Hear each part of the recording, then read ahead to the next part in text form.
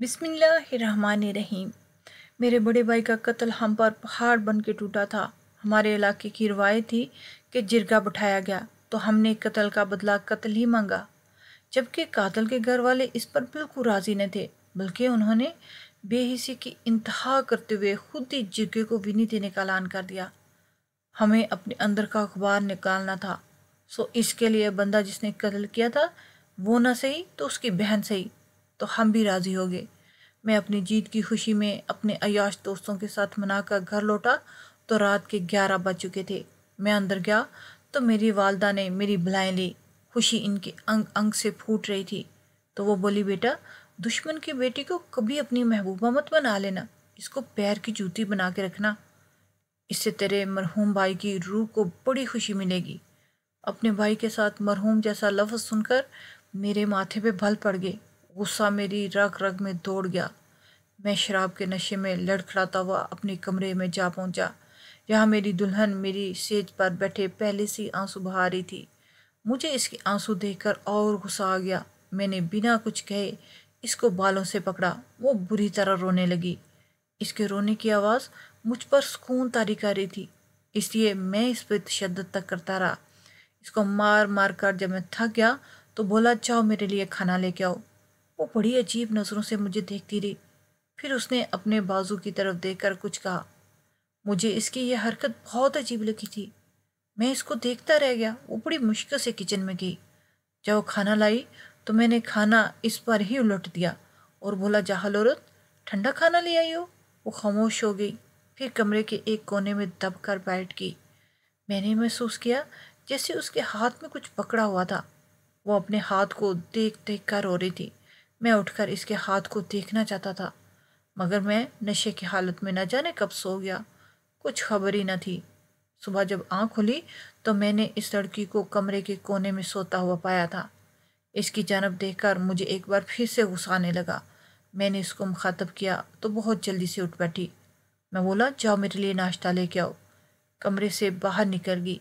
जब वो लौटी तो उसके हाथ में एक ट्रे थी और इसमें एक जला हुआ पराठा और टूटा फूटा सा अंडा। मैंने वो परात उठाकर दीवार पर दे मारी। मैं बोला, तुम्हारी माँ ने तुम्हें कुछ नहीं सिखाया? जो कल तक खामोश थी आज बोली पड़ी। आपकी माँ ने भी तो आपको कुछ नहीं सिखाया। इसके अल्फाज चुपते हुए से थे, मगर चेहरा बड़ा पुरस्कून था। अब तो मेरे साथ ज़बान लड़ाएगी। इतना कह के मैंने एक बार फिर से इस पर बरसना शुरू कर दिया। इसका चेहरा जब नीलो नील हो गया तो मैंने इसको छोड़ दिया। कल के बरक्स आज वो मार खाकर रोई नहीं थी। मेरी आंखों में आंखें डालकर बोली, औरत पर हाथ उठाकर आपको लगता है कि आप बहादुर हो? मैं ऐसे मर्द को बुज़दिल कहती हूँ, जो औरतों को मार कर खुश होता है। इसकी ज़ुबान ने मुझे सिच कर दिया। मैं इसको धक्का देकर खुद बाहर निकलने लगा तो वो बोली, मुझे तब तक मारते रहो जब तक मेरा सांस आखिरी ना रह जाए। मैंने मुड़ के इसकी जानब देखा। वो मुझे मासूम सी लगी, जख्मी सी परी। मेरा दिल न जाने क्यों इसके लिए दुख सा गया था। मैं चुपचाप ही बाहर निकल आया।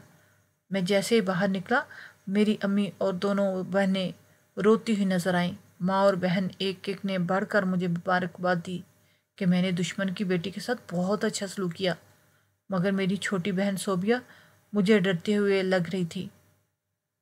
अम्मी ने मेरे लिए नाश्ता बनाया तो मैं आराम से बैठकर खाने लगा। इतनी ही देर में मेरे अब्बू आगे वो ज़मीनी मामलात पर गुफ्तगू करने लगे, लेकिन मेरी सुई दुश्मन की बेटी पर ही टिकी हुई थी। मासूम से दुश्मन की बेटी डरी हुई मगर बहादुर सी। हम कबाइल लोग बड़े सख्त जान और सख्त दिल होते हैं। हम छोटी मोटी बातों पर रोते नहीं, मगर एक बार जो हमें रुला दे तो फिर उसको छोड़ते नहीं। इस लड़की के भाई ने मेरे पूरे ख़ानदान को रुलाया था, फिर मैं इससे इंतकाम कैसे ना लेता। मेरा नाम हैदर अली है। मैं चिट्टा अनपढ़ आवारा किस्म का इंसान था, अपनी मौज मस्ती में गुम रहने वाला। एक दिन अपने दोस्तों के साथ शिकार खेलने गया। जब मुझे खबर मिली मेरा भाई दुश्मनों के हाथों मारा गया है, मुझे यूं लगा जैसे मेरे सर से किसी ने साया ही छीन लिया हो। मेरा बड़ा भाई मेरी कुल कायनात था। हमारे इलाके में हम लोग अपने फैसले जिरगों में करते थे। हम पुलिस के चक्रों में नहीं पड़ते थे। इसलिए अबू ने जिरगा बुलाया। अबू ने जिरगे में अपनी डिमांड रखी कि उन्हें कातल दिया जाए, मगर दूसरी पार्टी ने कातल देने के बजाय قاتل کی بہن کو ونی کر دیا۔ اسی شام نکاح ہوا اور ونی رخصت ہو کے ہمارے گھر آ گئی۔ امی بہت خوش تھی، بولی میں نے سنا ہے کہ زمرد خان کو اپنی اکلوتی بیٹی سے بڑی محبت ہے۔ یہ لڑکی اپنے بھائی بہاول خان کی بھی بڑی لاڈلی ہے، جس نے مجھ سے میرا لال چھینا ہے۔ میں اپنے دل کا ہر زخم اس لڑکی کے وجود پر نقش کر دوں گی۔ میں اپنی جیت میں کھڑا تھا، مجھے لگا تھا کہ ونی ہو کر آنے والی لڑکی بس ونی ہوگی، جس سے میں اپنے بھائی کا بدلہ لے سکوں گا، اس پر ظلم کر کے اپنی ماں کے تڑپتے دل کو سکون دوں گا، کیونکہ دستور بھی یہی تھا اور یہی صدیوں سے ہوتا آ رہا تھا۔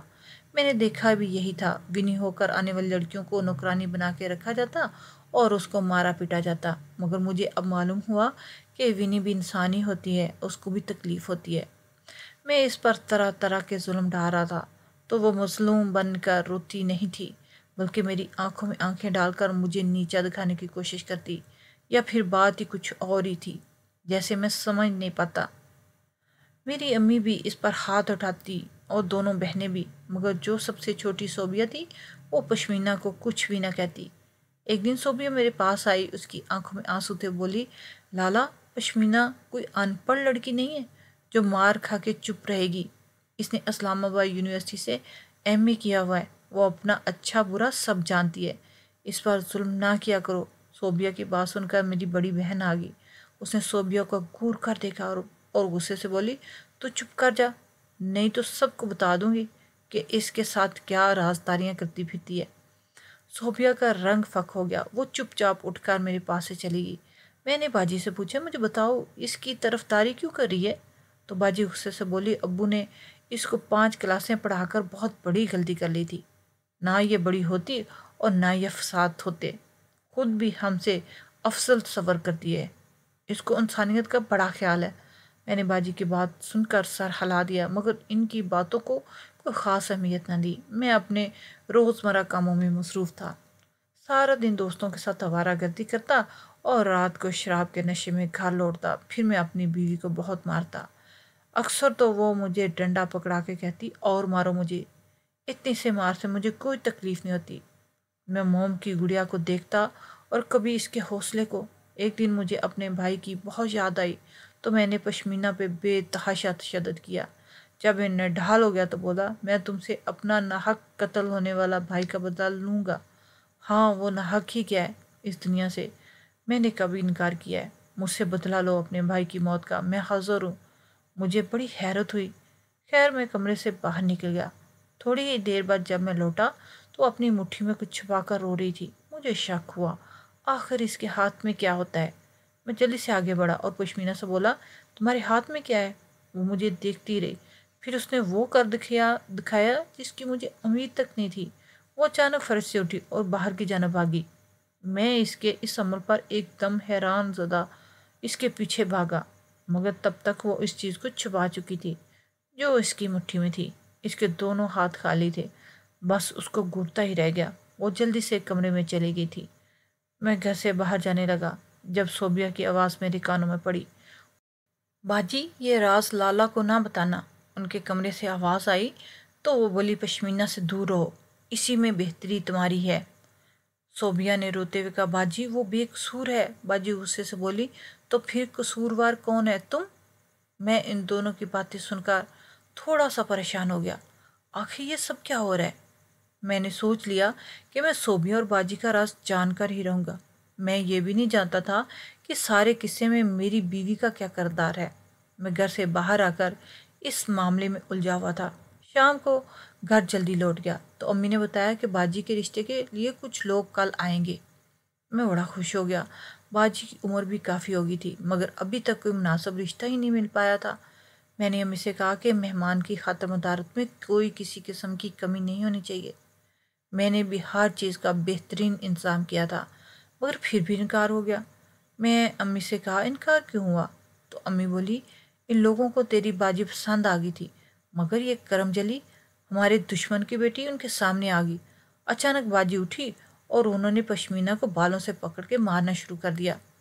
میرے دل کو کچھ ہوا تھا، کیا میں کم ظلم کرتا تھا جو اب میرے گھر والے بھی اس بیچاری پہ ظلم ڈالنے لگے؟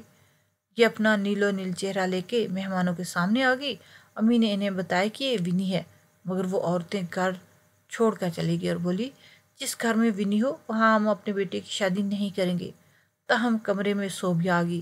اس نے باجی کا ہاتھ جھٹک دیا اور پشمینہ کو لے کر کمرے میں چلی گئی۔ میں باجی کو تسلی دے کر جب کمرے کی طرف گیا تو مجھے صوبیہ کی آواز آئی۔ وہ کہہ رہی تھی میرے بھائی کے مرنے کی سزا صرف تمہیں ہی کیوں دی جا رہی ہے؟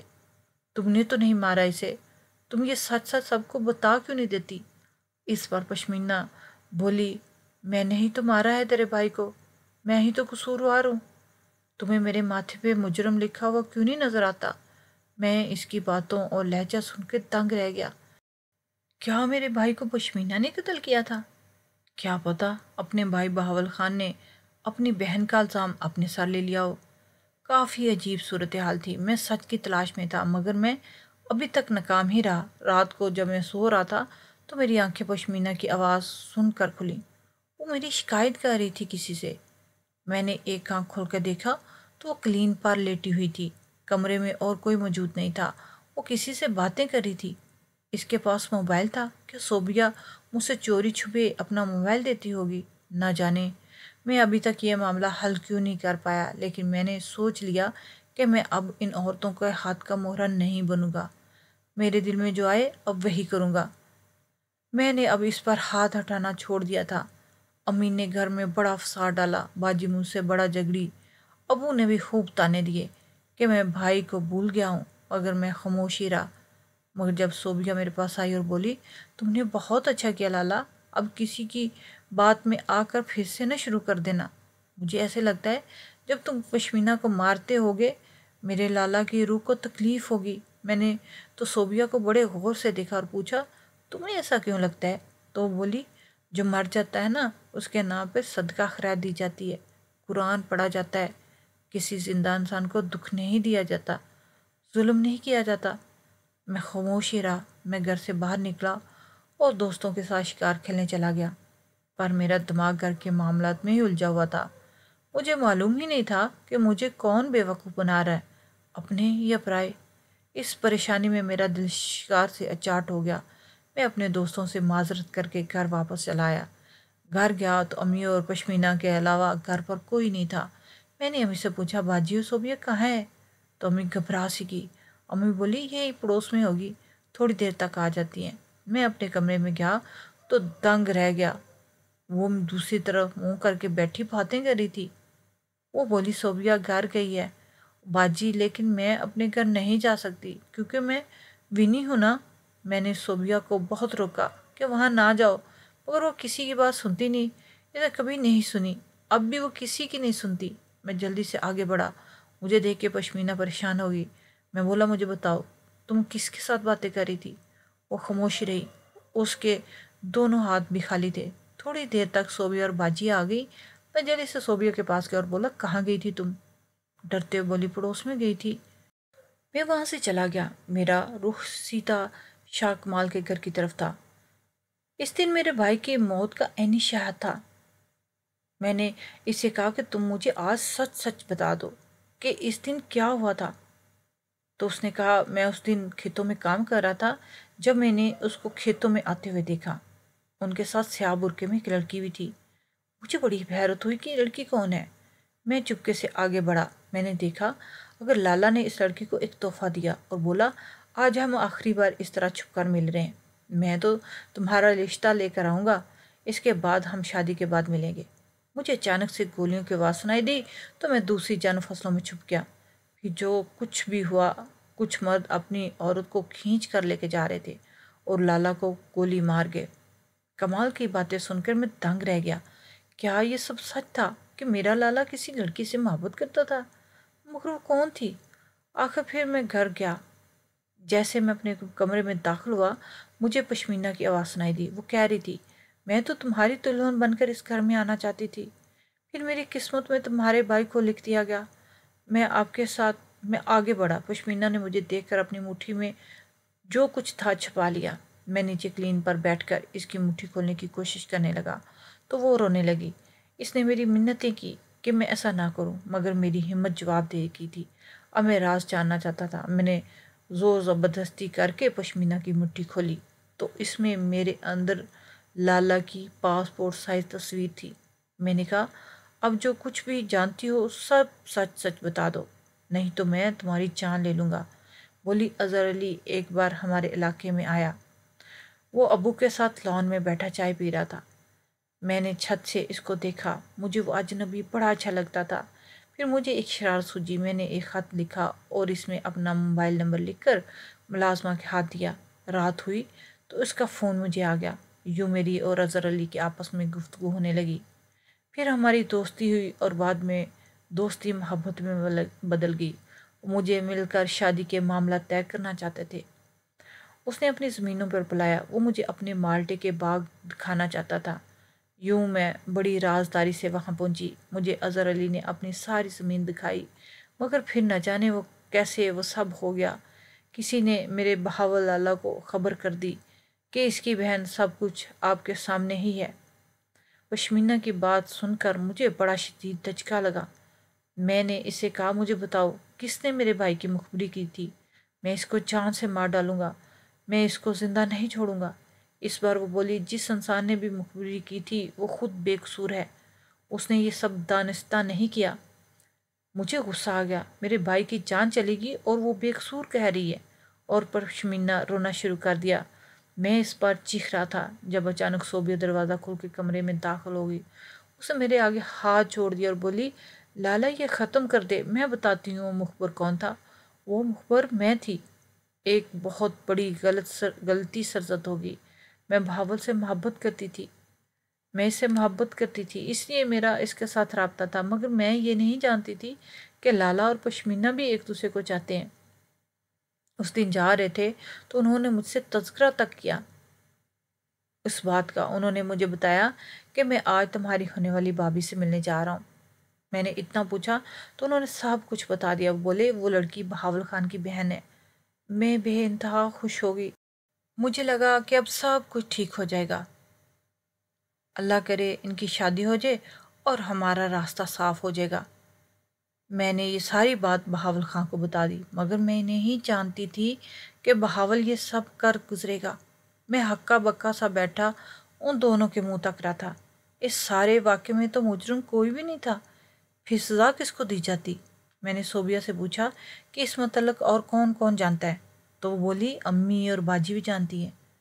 میں اس دن بہاول خان کے گھر گئی تھی، اس کو آخری بات کہنے کہ غیرت مند بن، خود کو میرے بھائی کے حوالے کر دے، اس کی بہن پر بہت ظلم ہو رہا ہے، مگر اس کو تو صرف اپنی جان کی پڑی ہے۔ وہ میری نظر سے گر گیا لالا، وہ بہت کم ظرف انسان ہے۔ میں ساری حقیقت جان کر بہت نادم ہوا۔ اب ظرف دکھانے کی باری میری تھی۔ میں نے دونوں ہاتھ جوڑ کر پشمینہ سے معافی مانگ لی۔ میں نے اسے وعدہ کیا کہ میں اسے اپنے گھر میں بہو کا مقام دلا کر رہوں گا۔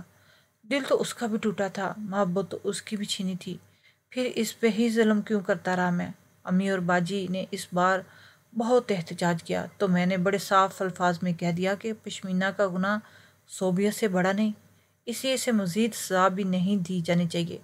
امی اور باجی یہ سن کر کے کپ کپا کے رہ گئی، کیونکہ اگر میرے والد کو اس بات کا علم ہوتا تو صوبیہ کا مرنا طے تھا۔ ساتھ میں امی اور باجی بھی اس راز کو چھپانے کی سزا ضرور ان کو ملتی۔ میں نے عزم کیا کہ میں یہ راز ہمیشہ کے لیے اپنے سینے میں رکھوں گا اور پشمینہ کو اس کا مقام دلا کے رہوں گا، اور الحمدللہ میں اپنے عزم میں کامیاب ہو گیا۔